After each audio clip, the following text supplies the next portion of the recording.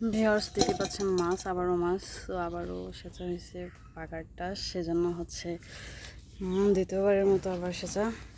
So much দেখেন কতগুলো ছিল, আলহামদুলিল্লাহ ভালোই ছিল। দেখুন বড় বড় ট্যাংরা, মা ঢালো একবারে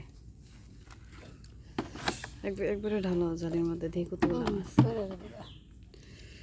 সো বড় বড় ট্যাংরা মাছও আছে, আপনারা দেখবেন, সমস্যা নেই, দেখাবো আমি সবগুলো।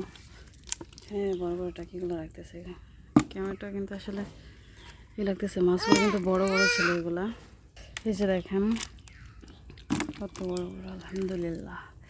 এসে বাইনটা যে মাছ, সেই একটা বাই মাছ গেছে এটা, হা হা, একটা বাইনি মনে আসলে যে এগুলো হচ্ছে মাগুর মাছ।